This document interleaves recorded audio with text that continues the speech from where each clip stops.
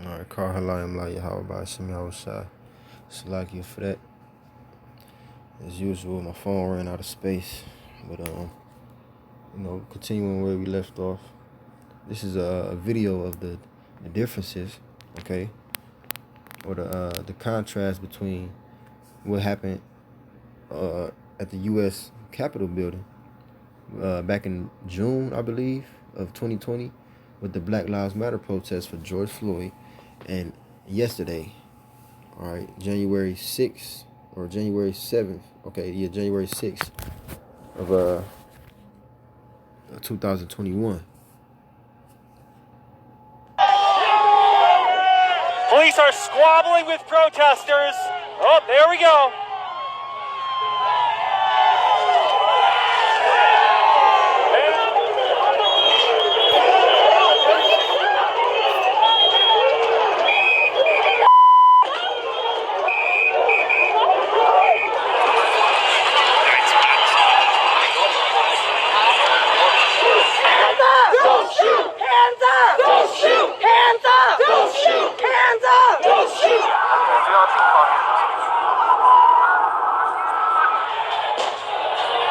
Take that house! Take it down!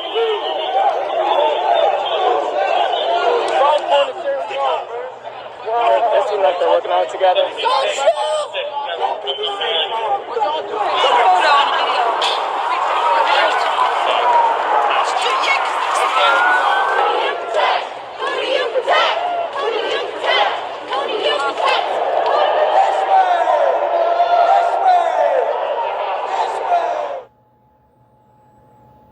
You see the difference?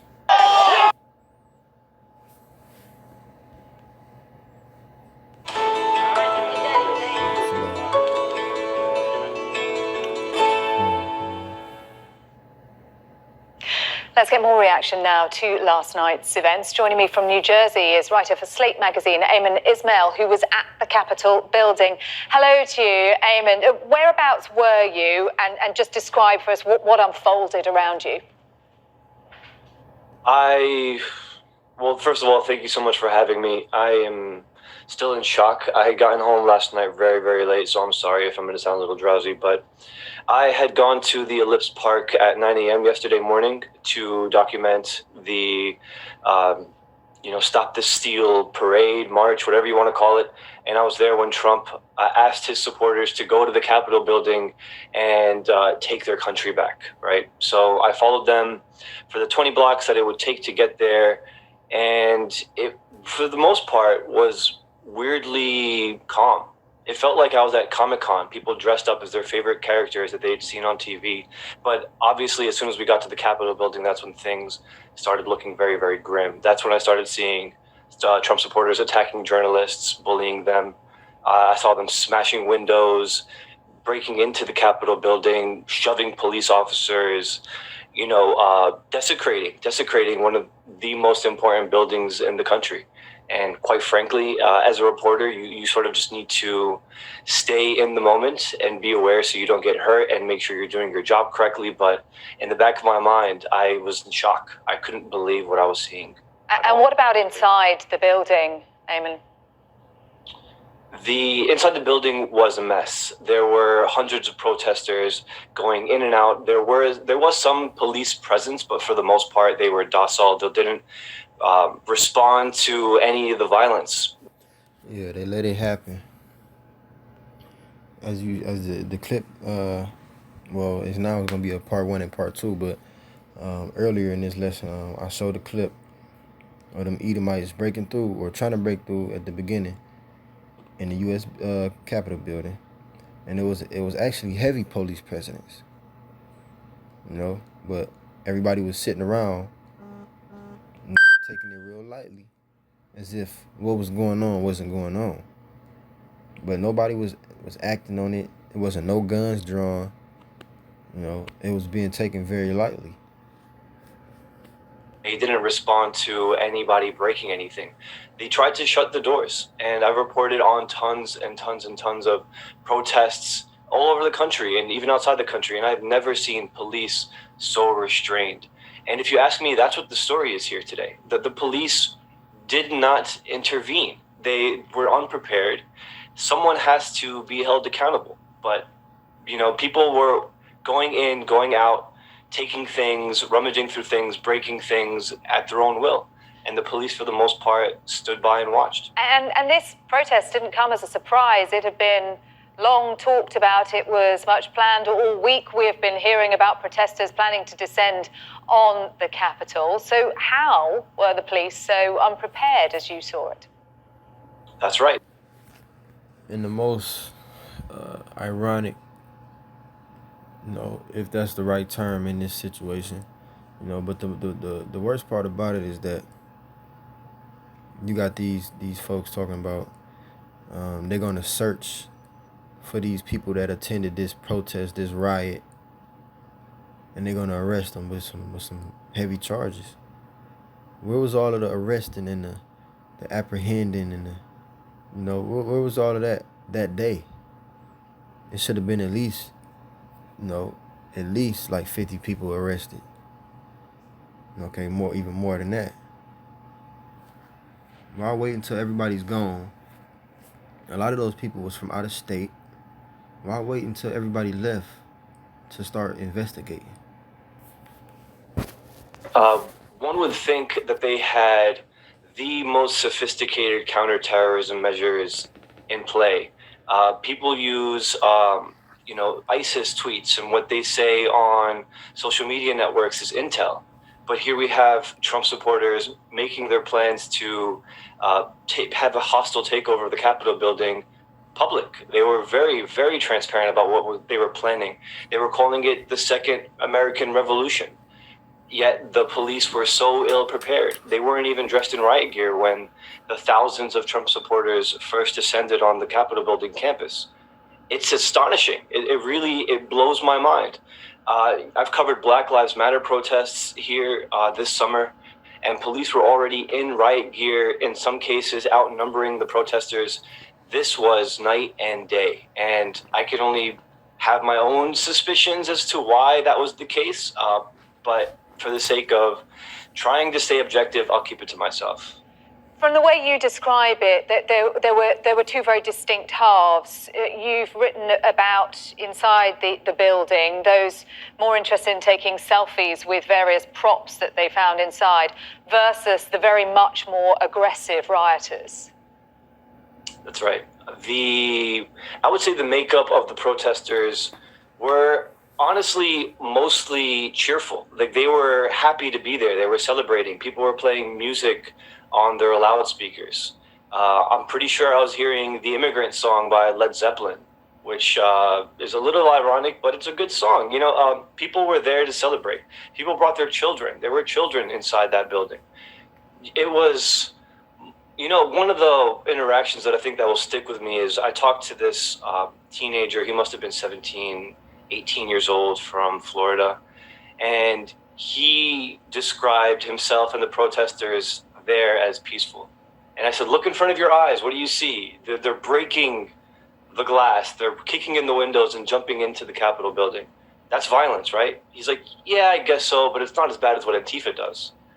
I don't think that they fully understand what they were doing. And to some degree, you have to lay blame with the police officers. They were letting them in. I mean, I could see that there was some effort to maintain and keep people out, maintain a perimeter, but they were so overwhelmed that there was just nothing that they could do. They was not overwhelmed. This is all a part of order ab chaos, okay? Order out of chaos. This is all a part of their agenda, their plan to issue in their martial law, okay? They create the problem, people panic, and then they come with their solution. If you don't think that this was orchestrated, you're going to find out,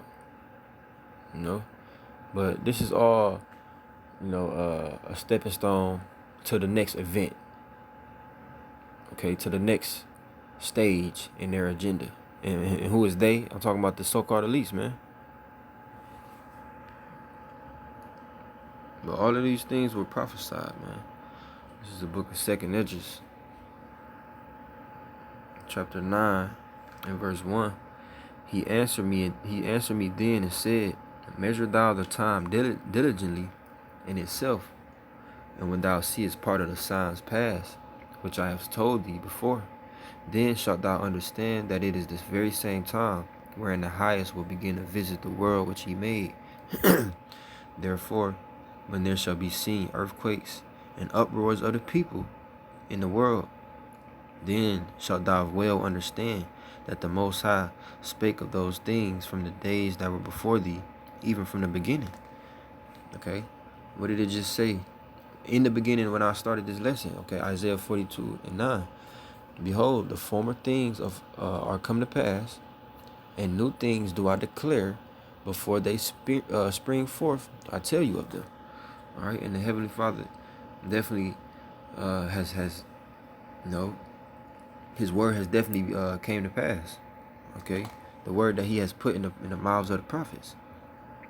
All right, the Lord spoke of these things from the beginning, that it will be seditions, insurrections, uproars, basically civil unrest. Okay, and civil wars have yet to come to pass. That's still gonna come to pass. Race wars. All right, verse 5, 2 Esdras 9:5. For like as all that is made in the world hath a beginning and an end, and the end is manifest, even so the times of the highest have plain beginnings and wonder and powerful works, and endings and effects and signs. Okay, and part of these signs is the uproars of the people. Okay, that is considered an uproar. These people going out there to DC, rioting and protesting for their God, basically. They don't want Trump to leave. They was comfortable having a proud Edomite in a position of power, which he really has no power. It's people behind the scenes, who are really running stuff. But to these simple Edomites, Trump was their power. And even deeper than that, these people is fools, but even deeper than that, it's all a part of the agenda of the elites to bring forth that martial law. Okay? They want chaos. They want turmoil. They want confusion. That's the best time for them to make their moves, when everybody is off guard. But that's part of the signs, okay, of the end. 2 Esdras 15 and verse 14. Woe to the world and them that dwell therein, for the sword and their destruction draweth nigh, and one people shall stand up and fight against another, and swords in their hands. For there shall be sedition among men, and invading one another. They shall not regard their kings nor princes. They shall not regard their kings nor princes, and the course of their actions shall stand in their power. All right, and what does this mean? It means exactly what we've seen: the sedition among men. Okay, which is the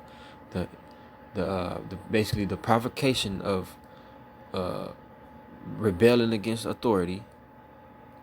Okay, and invading one another. Did they not invade the U.S. Capitol building?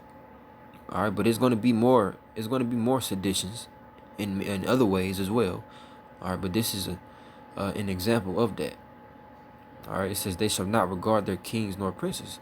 Kings and princes are, the authority of a kingdom or a place, right? Okay, and those people will be considered the police officers, the National Guard. All right, the federal officials. They wasn't regarding them. They wasn't minding them. Okay, they disregarded them. In the course of their actions shall stand in their power. They're gonna do what the hell they want to do. Did them Edomites not go and do what they wanted to do? What they said they was gonna do? All right, and the fact that it seems as though these people over there in the U.S. Capitol building was caught off guard. They wasn't caught off guard. They knew it was coming. They was told to stand down. They was told to act like they was retreating and trying to keep them away, but they made their way in, right? Now you telling me this being America, as powerful as America is, they got the best security, they got the best military, they got the best this, that, and the third. The U.S. Capitol building is dealing directly with the U.S. president, okay, and the vice president. You telling me just some redneck Edomites can just get mad one day and storm up in there, and it's that easy? Come on now. This is how they look at you people, man. They look at you like fools because you don't read between the lines. You don't see the sorcery that's being done. Them people let them come in there and do that.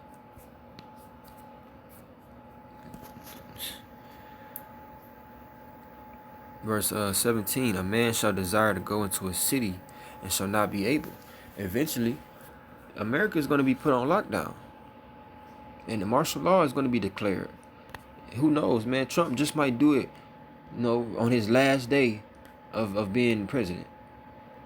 He might declare martial law and then shut everything down.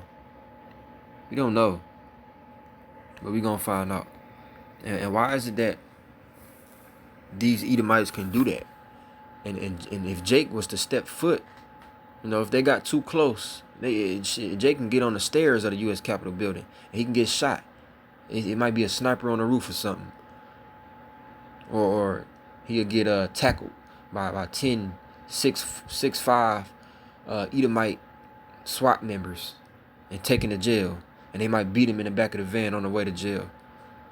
But these Edomites can go and push the police back. Now, these police was heavily armed with shields and helmets and all that other armor.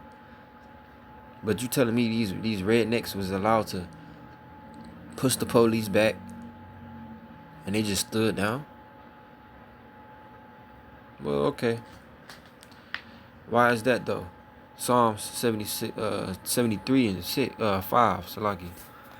They are not in trouble as other men, neither are they plagued like other men.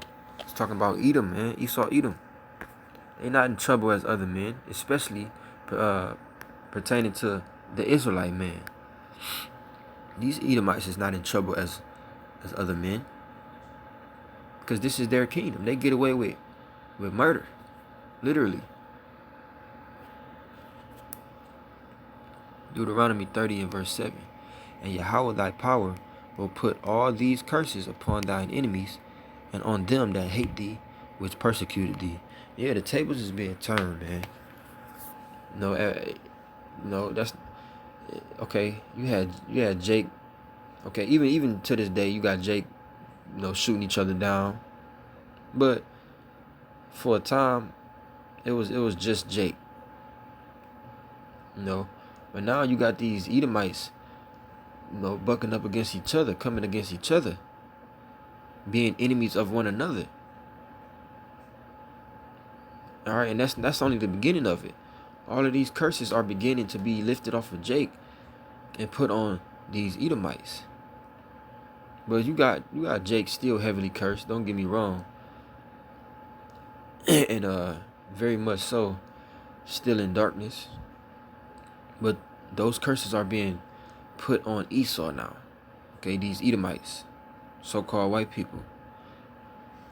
Isaiah 19 and 1. The burden of Egypt, behold, Yahweh rideth upon a swift cloud, and shall come into Egypt, and the idols of Egypt shall be moved at his presence, and the heart of Egypt shall melt in the midst of it. Yeah, the Lord is making his presence felt in the earth. All right, this is spiritual Sodom and Egypt, okay?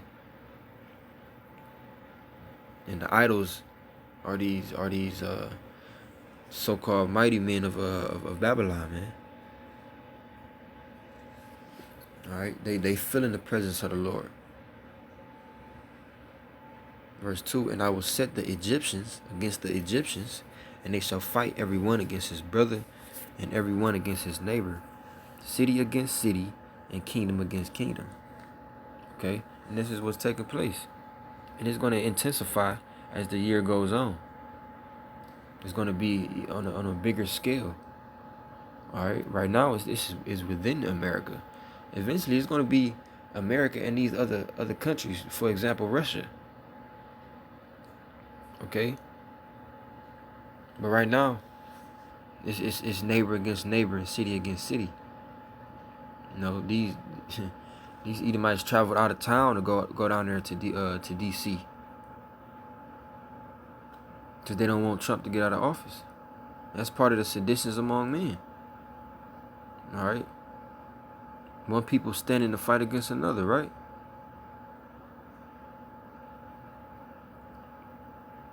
Verse 3, Isaiah 19:3, and the spirit of Egypt shall fail in the midst thereof, and I will destroy the counsel thereof, and they shall seek to the idols, and to the charmers, and to them that have familiar spirits, and to the wizards. These people, they go into their witchcraft for answers. They praying to Satan, seeking to the wizards and the charmers. They casting spells. They doing sorcery because they becoming desperate. But it's not gonna work. Their witchcraft and their sorcery has become weak. All right, it's not as effective as it used to be. Matthew 12:25, and Yahushua knew their thoughts, and said unto them, every kingdom divided against itself is brought to desolation, and every city or house divided against itself shall not stand. All right, what did it just say in Isaiah 19, or it's like second Esdras?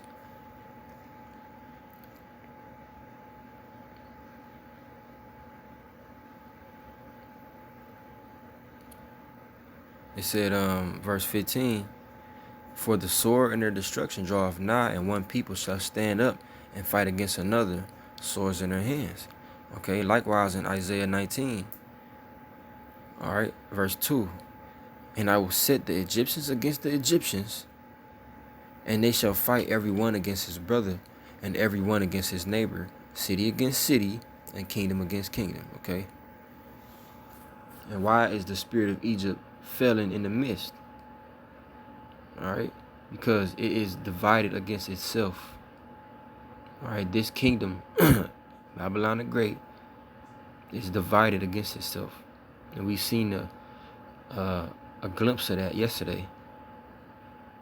All right, but eventually, it's going to intensify, and as it said, all right, every city or house divided against itself shall not stand. Verse 26, and if Satan cast out Satan, he is divided against himself. How shall then his kingdom stand? All right, and the answer is that it's not. All right, eventually America, Babylon is going to fall. It's going to fail. And we can't wait. Lord willing, we endure, man. We get to see that. But this place is falling. It's circling the drain. All right, it's becoming weak. It's not, it's not in its prime no more. It's old. It's washed up. This place through, man. It's time to hang it up. But Lord willing, this was an edifying lesson. I want to give all praise, honor, and glory to Yahweh, by Hashem, Yahushua, by Hashem, Rakakodash. Double honors to the apostles and the elders of Great Millstone. Salutations, peace, blessings, and safety to the whole elect out there. And may Yahweh, by Hashem, Yahushua continue to allow this to increase and to intensify and get worse. All right, let these Edomites continue to be divided against themselves. While Yahweh, by Hashem, Yahushua, by Hashem, Rakakodash, Babakoshai, Babakoshai, Babakoshai, Babab, Babal, Kwam Yashalom. Shalom.